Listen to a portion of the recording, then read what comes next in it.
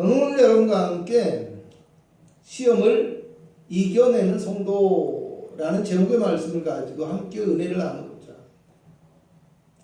지난 베이징 동계올림픽에서 메달을 딴 스케이트 선수들이 휴일에도 어김없이 빙상장에 나가서 실전과 똑같은 연습과 훈련을 하는 모습을 방송을 통해서 보았습니다.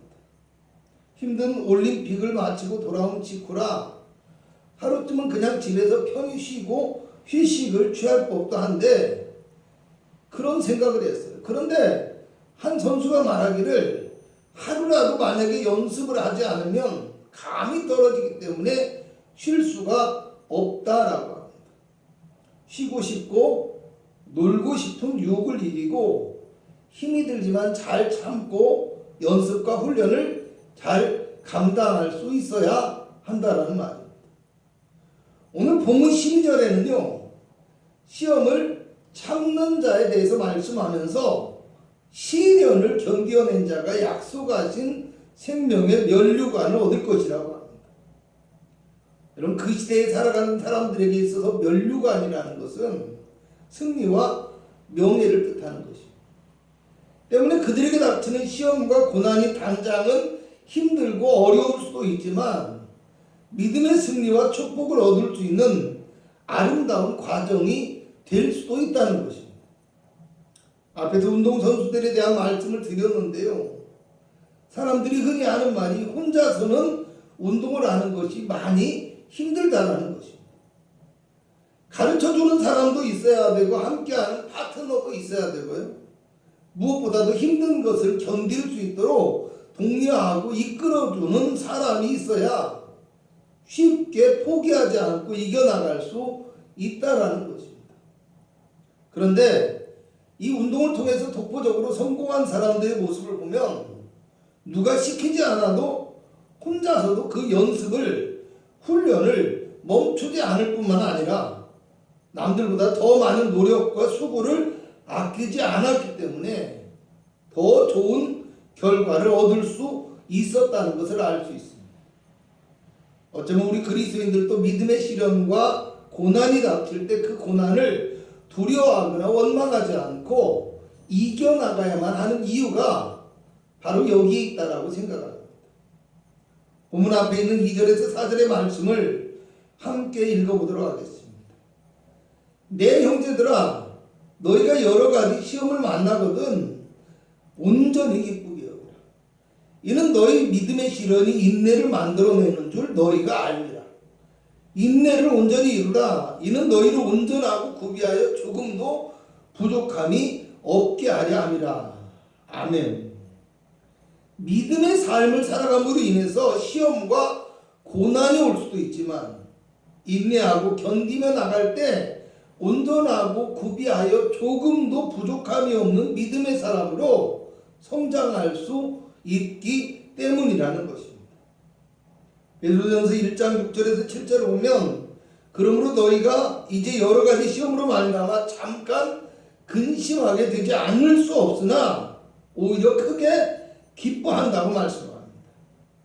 또 너희 믿음의 확실함은 불로 연단하여도 없어질 금보다 더 귀하여 예수 그리스도께서 나타나실 때에 칭찬과 영광과 존귀를 얻게 할 것이라고 말씀합니다. 시험과 고난이 성도의 마음에 근심이 될 수밖에 없지만 금보다 귀한 확실한 믿음을 가지고 있는 성도는 고난 중에도 오히려 기뻐할 수 있다라는 말입니다. 여러분, 성경이 말하고 있는 시험을 굳이 분류한다면요, 하나님이 주시는 시험과 마귀가 주는 시험이 있다고들 합니다. 실제로 시험이라는 단어의 뜻도요, 훈련의 의미와 유혹의 의미가 함께 포함되어 있습니다. 그런데 사실 성경의 사건을 봐도 그렇고 우리의 삶에서 겪게 되어지는 일들을 통해서도 그것이 하나님이 주시는 시험인지 아니면 마귀가 주는 시험인지, 또 이것이 나를 연단하기 위한 훈련인지 아니면 마귀의 유혹인지를 명확하게 구분할 수 없더라는 것입니다. 본문의 말씀도 학자들은 2절에서 11절까지의 말씀은 하나님이 주신 훈련이라고 하고요. 13절부터 15절까지는 마귀가 주는 유혹의 개념으로 설명합니다. 그런데 성경은요, 사실 이것을 나누어서 기록하지도 않았고 또 이어서 말씀하고 있어요. 더 분명한 것은 똑같은 고난의 상황에 처해 있는 동일한 그리스도인을 향하여서 전달하고 있는 메시지라는 사실입니다. 제가 여러분에게 강조하고 싶은 것이 이것입니다. 성도에게 시험과 고난이 올 때 그것이 어떤 이유에서 오는지를 쉽게 판단할 수 있는 경우는 많지가 않다라는 것입니다. 그러나 그 시험과 고난이 올 때 그것을 어떻게 받아들이고 어떻게 반응하고 행동하는지에 따라서 그 시험과 고난이 견디며 이겨나가는 인내와 믿음의 시련이 될 수도 있고요. 타협하고 물러서며 자기 욕망을 따르는 세상의 유혹이 될 수도 있다는 사실입니다. 여러분, 이번 선거에서 여야가 똑같이 서로를 질책하던 공통적인 의혹 하나가 있습니다. 도시의 개발과 관련한 엄청난 부정과 비리에 관한 것인데요. 참 공교롭게도 연루된 사람들이 여당과 야당에 다 포함되어 있다 보니까 서로가 상대방을 수사하라고 목소리를 높이는 것을 보고서 역시 돈을 밝히는 데는 한 마음과 한 뜻이로구나, 이런 생각을 하면서 씁쓸함을 느낄 수밖에 없었습니다.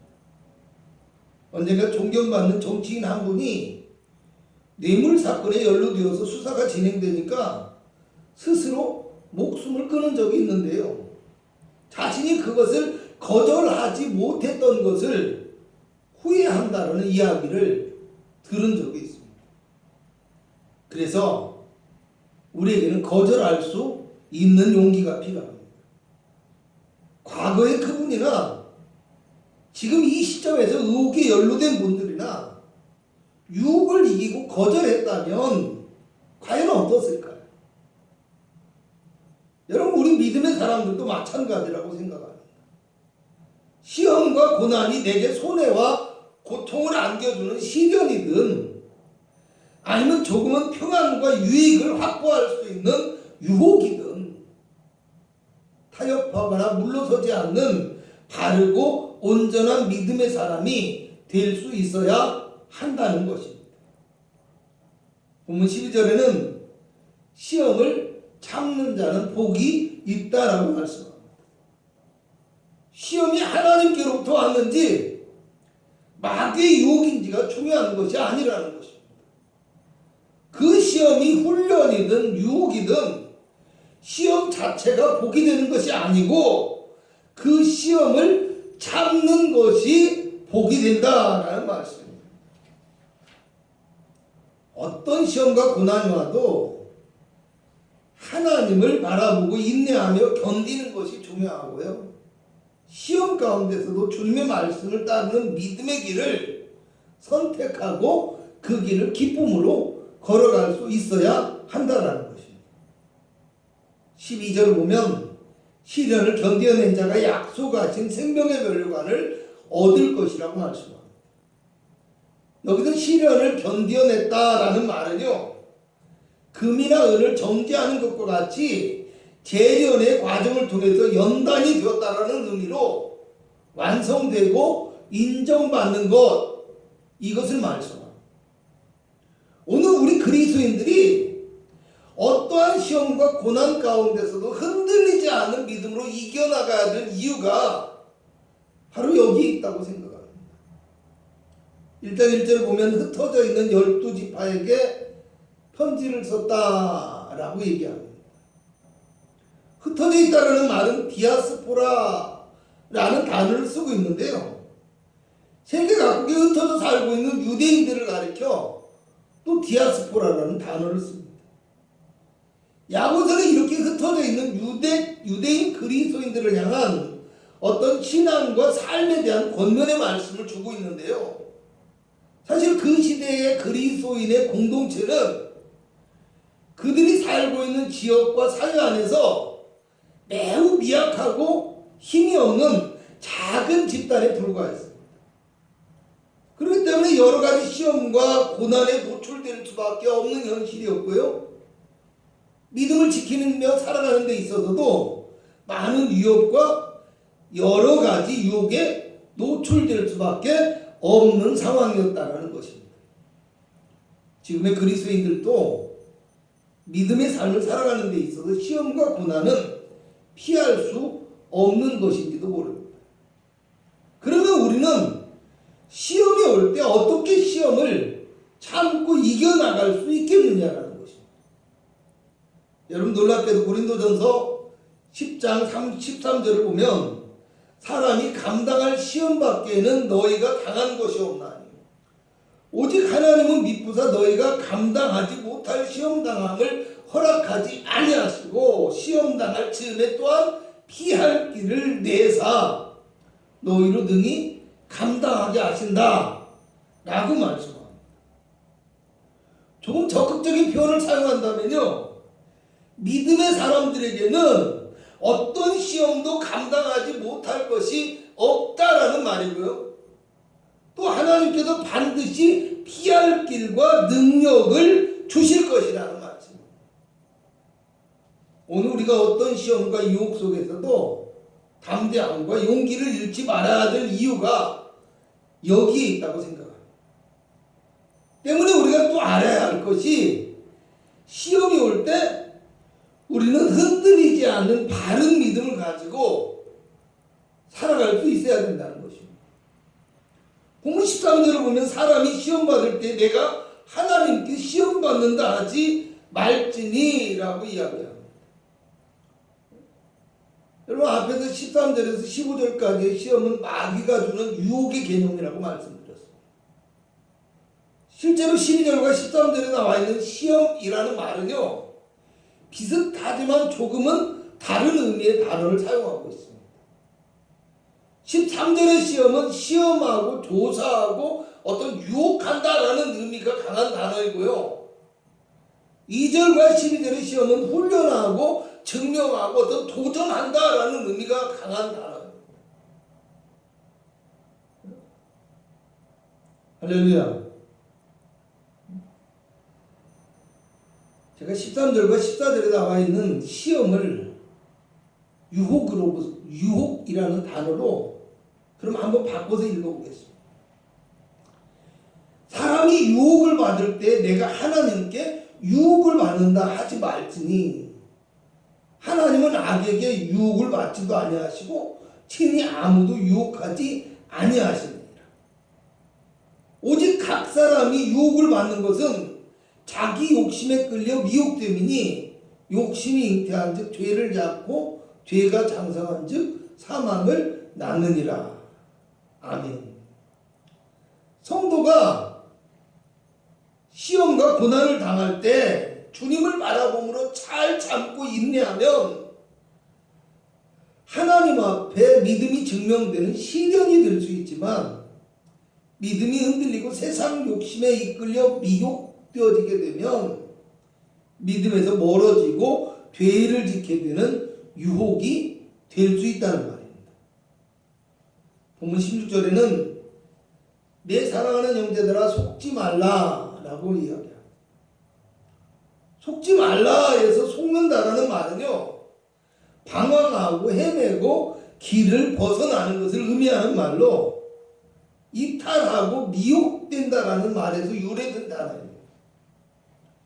사람이요, 자기 욕심에 끌려서 마음이 미혹되므로 유혹에 빠지고 방황하게 되어 결과적으로는 믿음의 길에서 벗어났음에도 불구하고 혹시 우리도 다른 사람을 탓하고 환경을 탓하며 심지어는 하나님을 원망하고 핑계하게 만드는 어떤 그런 생각 속에 빠져 있지는 않은지 생각해 보실 수 있기를 바랍니다.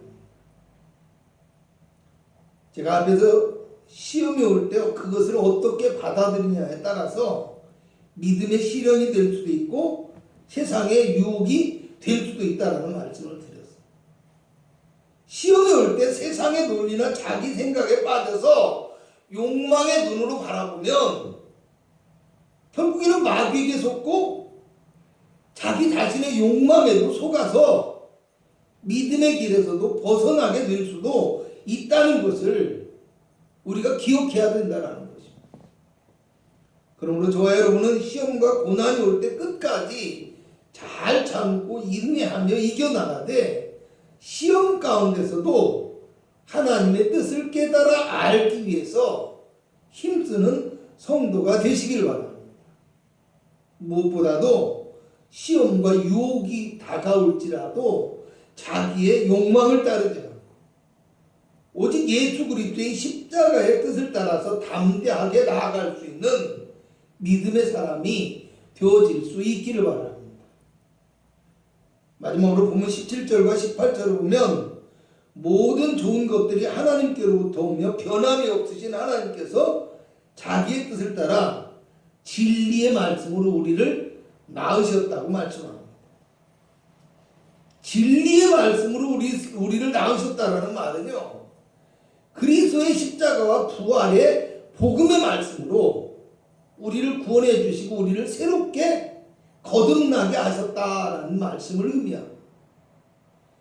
첫사람 아담이 뱀의 유혹에 넘어간 후에 모든 인류는 죄의 유혹과 시험을 이기지 못하고 넘어질 수밖에 없는 연약한 존재였습니다. 하지만 하나님께서는 예수 그리스도의 십자가를 통해서 우리에게 시험을 이기며 승리할 수 있는 믿음의 마음을 허락하여 주셨음을 우리는 기억해야 합니다.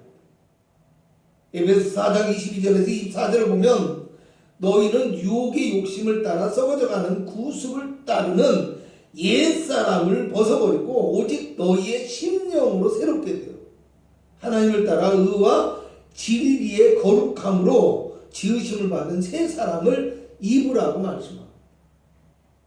그러므로 오늘 저와 여러분은요, 그리스도의 말씀과 성령으로 우리의 마음을 새롭게 함으로 어떤 시험과 고난이 와도 능히 견디며 이겨나갈 수 있는 참된 능력의 그리스도인이 되실 수 있기를 주님의 이름으로 간곡히 부탁을 드리겠습니다. 기도하겠습니다.